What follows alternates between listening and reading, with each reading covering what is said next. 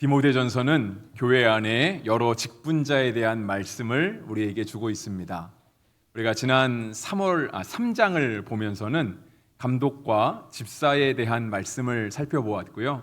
오늘 본문의 말씀은 장로님들에 대한 이야기입니다.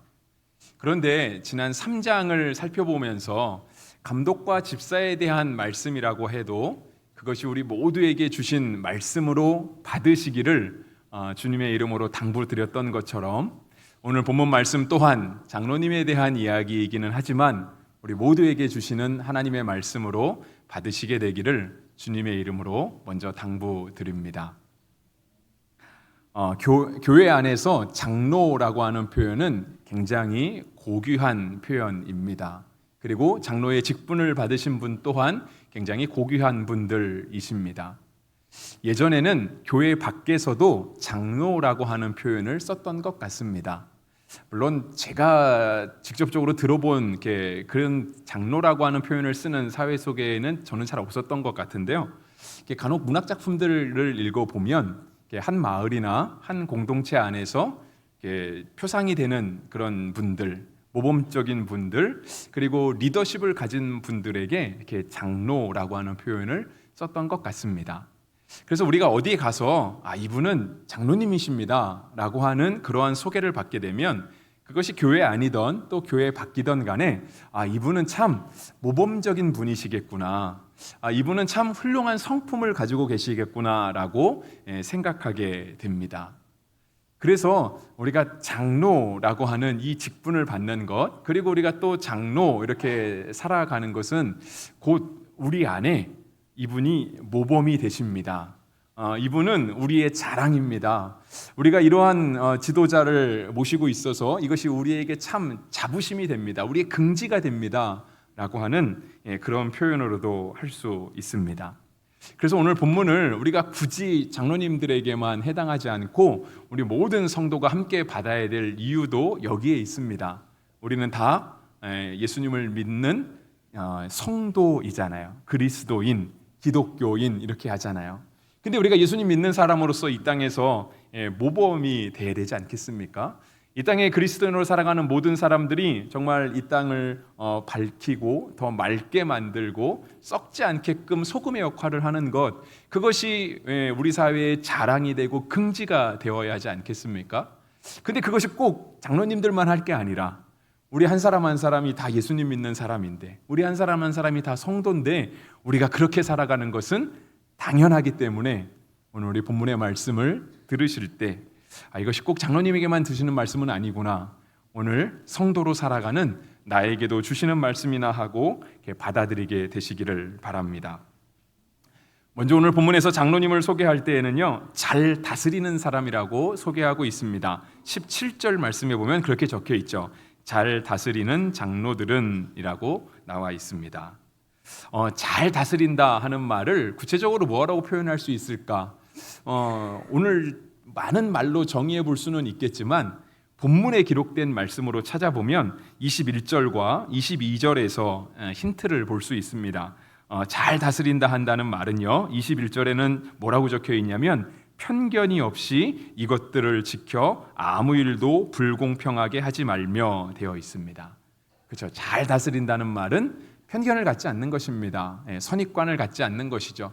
그래서 교회의 리더가 된다, 우리가 어느 조직 안에서든 어디 안에서든 우리가 어떤 영향력 있는 사람이 된다라고 하는 말은 편견이 없이 공평하게 정의롭게 살아가는 사람들을 의미합니다. 그래서 교회 안에 장로님들은 물론이고 모든 성도들은 조금 객관적인 시각을 가지셔야 할 필요가 있습니다. 그래서 아주 공평하게 객관적인 시각으로 교회를 바라볼 수 있어야 되고 또 사회를 바라볼 수 있어야 합니다. 그래야 우리가 건강한 교회를 만들어갈 수 있고 건강한 사회를 만들어갈 수 있는 것이죠. 22절에서는요, 다른 사람의 죄에 간섭하지 말며 그 다음에 내 자신을 지켜 정결하게 하라 이렇게 나와 있는데요, 다른 사람의 죄에 간섭하지 말라 말씀하십니다. 이것은 그냥 사람들이 많이 모여 있는 데 가서 말 섞지 말라 뭐 이런 단순한 뜻은 아닙니다. 다른 사람의 죄에 간섭하지 않는다는 말은요, 죄와 거리를 둔다라고 하는 뜻입니다. 제가 이 간섭하지 않는다라고 하는 말의 성경 원어를 잠깐 말씀드리려고 하는데요. 실은 설교하면서 성경의 원어를 굳이 밝힐 필요는 없는 것 같더라고요. 왜냐하면 말을 하는 저도 성경 원어를 잘 모르고요. 또 성도분들 잘 모르시기 때문에 굳이 말할 필요가 있나 하는 생각이 들어서 제가 웬만하면 이렇게 원어를 잘 안 밝히려고 하는데요. 이 간섭하지 말라고 할 때 이 간섭에 해당하는 성경의 원어가 우리가 한 번쯤은 다 들어봤을 만한 그런 언어입니다. 바로 무엇이냐면 성도 안의 교제를 뜻하는 코이노니아라고 하는 그 단어입니다. 한 번씩은 다 들어보셨을 것 같아요. 교회 안에 성도 간의 교제, 선교 간의 친교를 나누는 단어를 성경의 원어로 얘기하면 코이노니아라고 말할 수 있거든요. 이 말과 어근이 같습니다. 어근이 같아요. 그러니까 다른 사람의 죄에 간섭하지 않는다는 말은 무엇이냐면 죄와 사귀지 않는다라고 하는 것입니다. 죄와 교제하지 않는다는 거예요. 죄와 거리를 멀리 두고 죄를 가까이 하지 않는다라고 하는 것입니다. 그렇기 때문에 조금 더 적극적으로 해석하면 우리가 죄의 공범이 되지 않는다라고 하는 것이죠. 그러니까 우리가 이 땅을 살아가면서 너도 죄 짓고 나도 죄 짓고 다 같이 죄 짓고 사니까 그냥 이 정도 죄는 지어도 되겠다. 이 정도는 그냥 우리가 사회 통념과 간섭 속에 그냥 인정해 줄 수 있고 묵과해 줄 수 있는 것이 아닌가라고 생각할 수 있지만 교회 장로님들은 또 교회 성도들은 그럴 수 없다라고 하는 것입니다. 왜냐하면 죄와 사귈 수 없기 때문에 그렇습니다. 그래서 죄의 공범이 안 되는 것은 물론이고요. 죄를 가까이 하지도 말아야 하는 것입니다. 그래서 오늘 제가 설교 제목을 22절 끝에 있는 내 자신을 지켜 정결하게 하라 말씀을 드렸는데요. 정말 좋은 장로님들, 잘 다스리시는 장로님들, 이런 분들은 자기 자신을 지키는 거예요. 하나님 말씀 앞에서 자기 자신을 돌보는 거죠.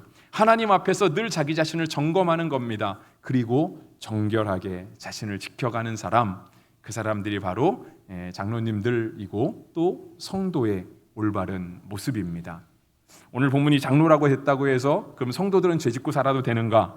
그게 아닌 것은 당연한 거죠. 그죠? 그러니까 제가 표현은 장로라고 한다고 해도 여러분들도 장로에 한해서 받지 마시고 여러분 모두에게 받으실 수 있는, 적용할 수 있는 말씀이 되면 좋겠습니다. 또 하나 살펴볼 수 있는 것은요. 17절 중간에도 나와 있지만 말씀과 가르침에 수고하는 이들이라고 나와 있습니다. 그러니까 말씀과 가르치는 일, 우리가 익숙한 표현대로 하면 말씀을 가르치는 일, 이게 조금 더 정확할 것 같습니다.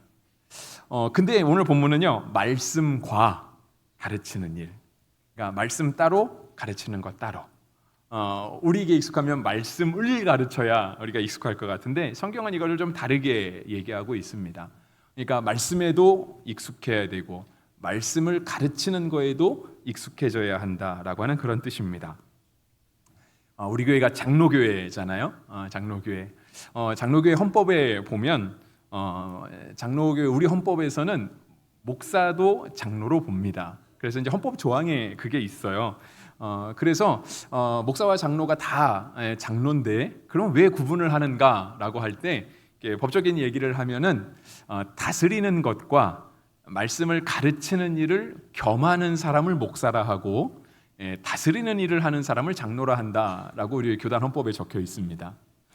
그러면 법대로 살아야지, 법대로 해야 되겠네. 그러면 우리 장로님들은, 우리 성도님들은 말씀을 가르치는 일과 거기에서는 거리가 멀어도 되는가라고 생각할 수 있지만 그렇지는 않습니다. 왜 그러하냐면 물론 이제 우리가 법을 적용하는 데 있어서는 저는 물론 법을 잘 모르지만 새롭게 개정된 법을 먼저 적용하는 게 맞잖아요. 그죠? 그러니까 옛날의 법이 있고 새로운 법이 있으면 새로운 법을 적용하는 게 그게 더 공정하고 맞을 것입니다. 법의 원칙에 맞겠죠.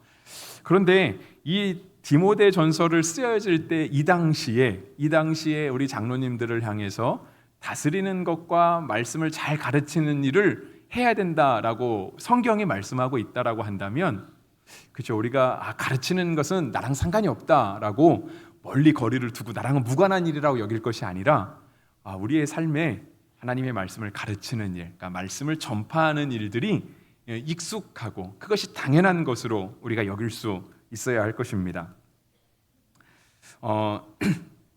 성경에서는요, 우리가 하나님의 말씀을 가르치는 것, 그러니까 말씀을 살아내는 것과 말씀을 가르치는 것에 당연히 익숙해져야 된다라고 이야기를 합니다. 우리가 자녀들을 낳고 나서 우리 자녀들은 어릴 때 되게 이쁘잖아요. 그냥 보고만 있어도 너무 좋죠. 특별히 이게 자는 모습을 보면, 아이들이 자는 모습을 보면 진짜 하늘에 천사가 있다면 아마 천사가 이런 모습이 아닐까 하는 생각이 들 정도로 아이들의 자는 모습은 정말 예쁩니다. 근데 꼭 사람만 그런 것 같지는 않아요. 짐승의 새끼들도 갓 태어나고 나면 얼마나 이쁜지 모릅니다. 그렇죠? 막 너무 진짜 귀여워서 어떻게 할 줄을 모르겠잖아요. 근데 꼭 짐승만 그런 건 아니더라고요.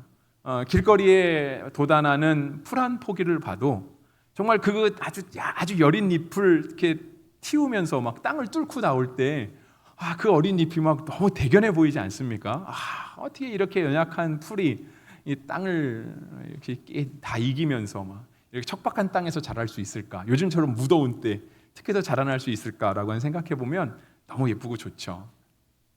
그런데 우리가 아이가 이쁘다고 하는 이유만으로, 모든 작은 것이 좋다고 하는 이유만으로 평생을 그렇게 살아라 라고 얘기한다면 그건 축복은 아니겠죠. 아마 저주일 것입니다. 우리 자녀들에게 너는 이쁘니까 너는 평생 이렇게만 살아? 그렇게 가르치는 부모는 없습니다. 성도의 신앙도 마찬가지인 것이죠. 성도의 신앙도 마찬가지입니다. 우리가 처음 예수님 믿고 나서 나는 예수님 믿고 구원받았으니까 난 그냥 이대로 살다가 하나님 나라 가겠다. 결코 옳은 자세가 아닙니다. 늘 자라나야 되는 거예요. 자라나야. 그래서 오늘 장로님들에 대해서 말씀과 가르치는 일에 수고해야 된다라고 얘기하는 거는요, 우리 모든 성도에게 다 적용되는 것입니다. 제가 히브리서의 말씀을 읽어드리려고 합니다. 히브리서의 말씀, 제가 새한글 성경으로 읽어드리려고 하는데요. 말씀은 이렇습니다. 제가 읽어드릴 테니까 눈으로 잘 따라오시면 좋겠습니다. 흘러간 시간으로 볼 때 여러분은 가르치는 사람이 되어야 마땅합니다. 그런데 다시 누군가가 여러분에게 하나님의 말씀의 초보 원리들을 가르칠 필요가 있는 형편입니다.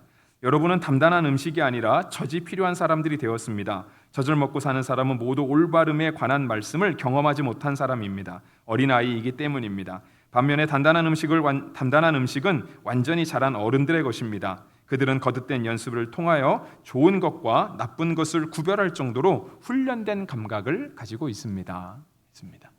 그렇죠? 우리가 성도로 살아갈 때 하나님의 말씀을 처음 듣고 신앙의 처음을 가지고 있을 때는 우리가 교회 나온 것만으로도 너무 대견하고 예수님을 믿겠다 결단한 것만 가지고도 충분히 칭찬받고 그 믿음 가지고도 천국에 갖는 것은 사실이지만, 그렇다고 하여서 우리가 계속해서 오늘 성경의 표현을 빌리면 젖을 먹는 사람으로 남아있을 것인가? 그것은 아니라고 하는 것입니다.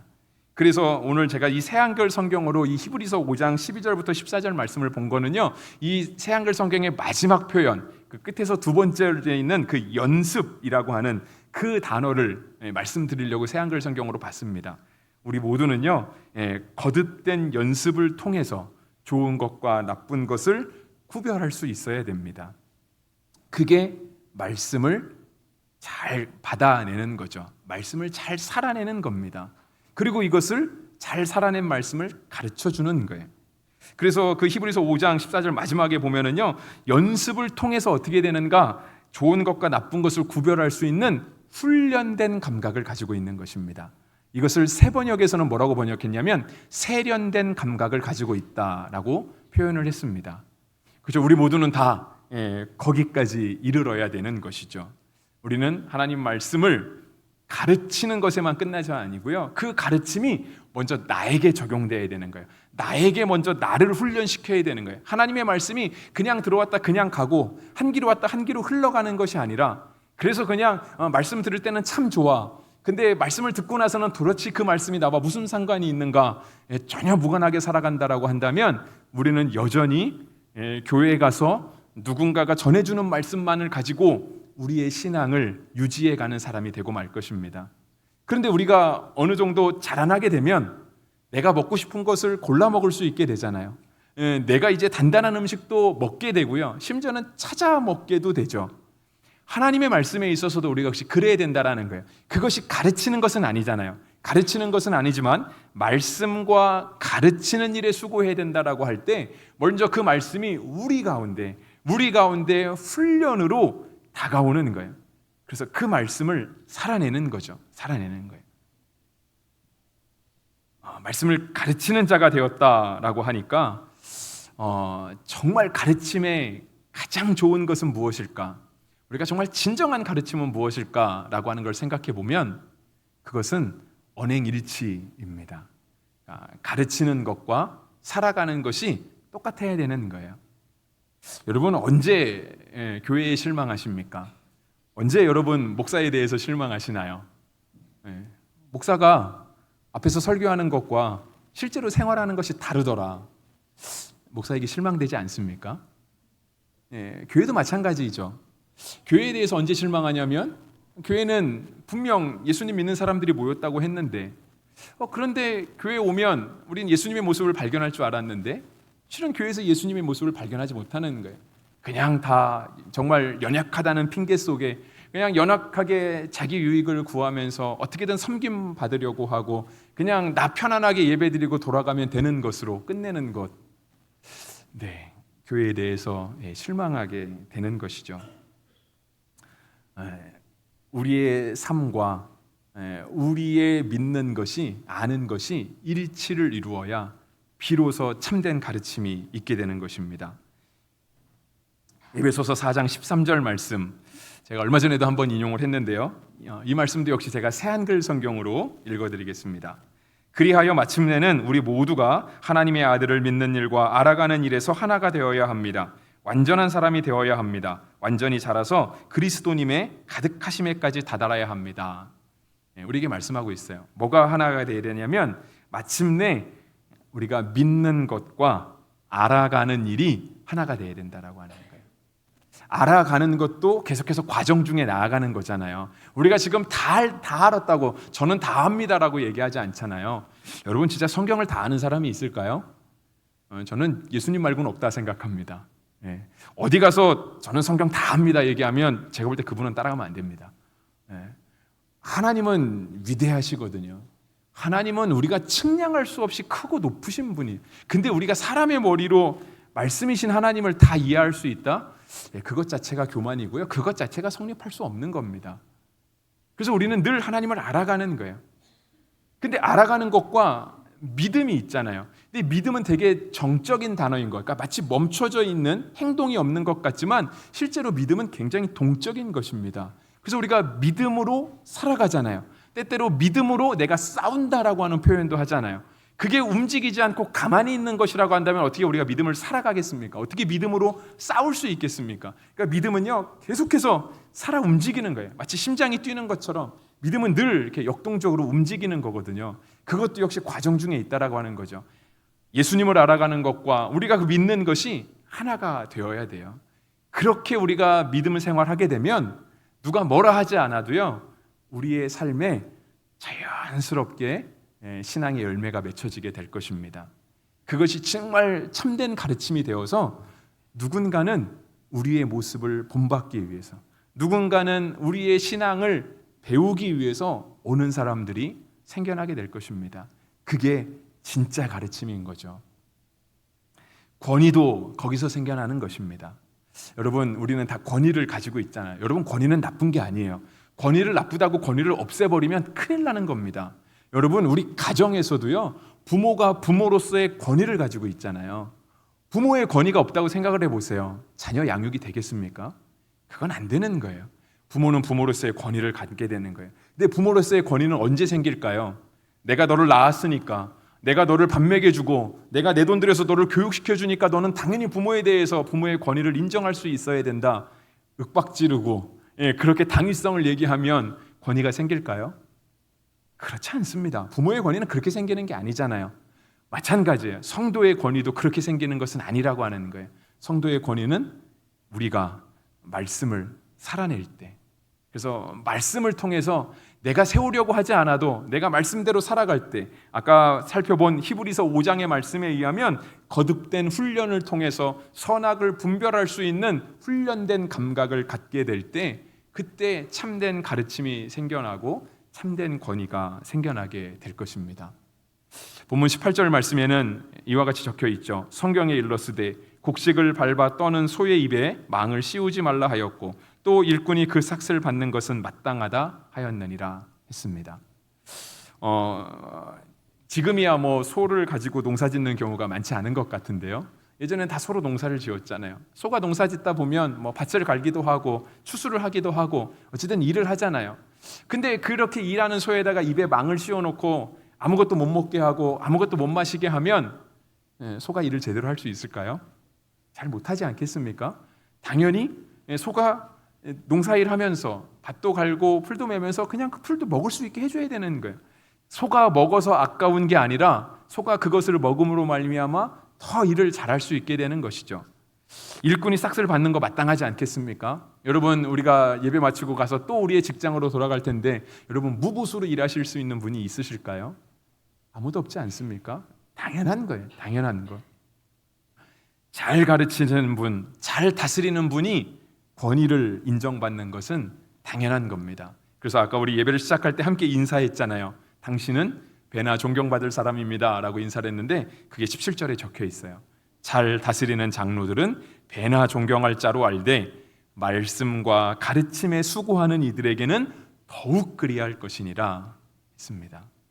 여러분 모두가 다 정말 더욱 존경받는 사람, 말씀을 가르치는 일도 정말 잘하시고 말씀을 살아내는 일도 잘하셔서 정말 배나 존경받을 자가 되기를 주의 이름으로 축복합니다.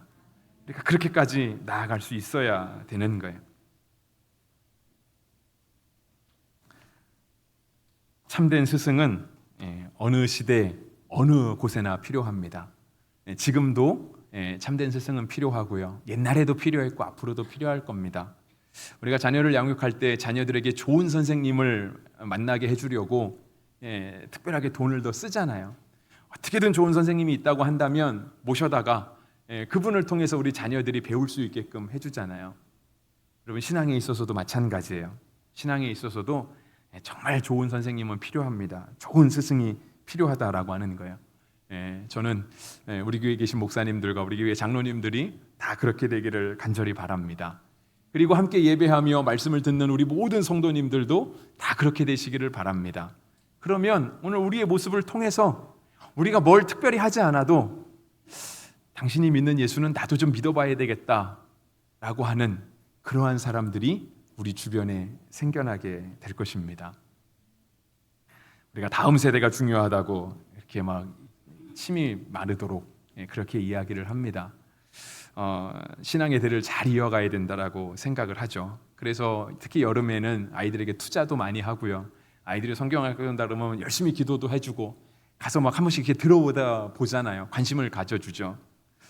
우리가 근데 그렇게 하면 우리 자녀들이 다음 세대 자녀들이 30년 후에 50년 후에 우리의 자리를 잘 메워줄까요? 정말 그렇게 돼야 되겠지만 왠지 마음 한편에 좀 불안함은 있지 않으십니까? 진짜 우리가 할 만큼은 하는데 그리고 우리 아이들이 지금 잘 따라와 주는 것 같은데 정말 아이들이 그 인생의 모든 모진 과정을 잘 겪은 다음에 끝까지 신앙을 지키고 정말 하나님의 교회를 잘 세워갈 수 있을까라고 하는 것들을 생각해 보면 마음 한켠에 왠지 걱정되는 마음이 있습니다. 근데 그것은 부모로서 당연히 갖는 마음인 것 같습니다. 그렇죠? 우리는 자녀가 다 커도 자녀는 자녀잖아요. 제가 이렇게 열심히 목회하고 설교하고 하면 저희 어머니 아버님이 안 빼놓고 보십니다. 아마 지금도 보고 계실 거예요. 저희 어머니 아버님이 걱정하면서 보실까요? 아니면은 칭찬하면서 보실까요?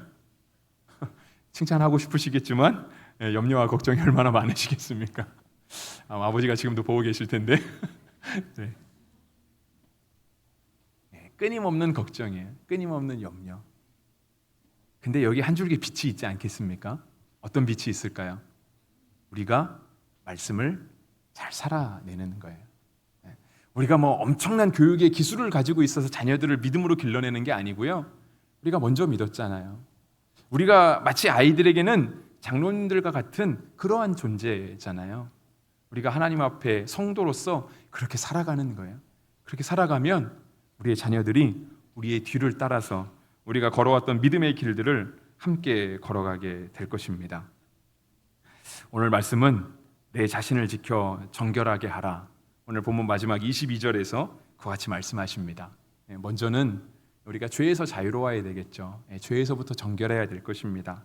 그 다음으로는 편견과 차별이 없이 우리가 사회를 잘 이끌어가고 맡은 바 사명을 잘 감당해야 할 것이고요. 그다음에 마지막에는 하나님을 아는 것과 믿는 것이 일치를 이루어야 할 것입니다. 그때 주님께서 우리에게 그 권위를 주실 거예요. 전도하는 권위, 성도의 권위. 오늘 본문에 따라가면 목사와 장로의 권위를 하나님께서 우리에게 주실 것입니다. 그래서 저는 여러분들이 꼭 좋은 직분자가 다 되시기를 바랍니다. 정말 우리 교회에 오늘 디모데전서에 있는 말씀과 같은 그런 장로님들이 다 되었으면 좋겠습니다. 우리 계신 300분이 다 장로이면 어떡하나? 우리 교단법으로는 그렇게 될 수는 없습니다. 하지만 누가 봐도 이분은 장로감인데 하는 그런 말을 들을 수 있을 정도로 우리의 신앙이 정말 예수 그리스도로 가득 차게 되었으면 좋겠습니다.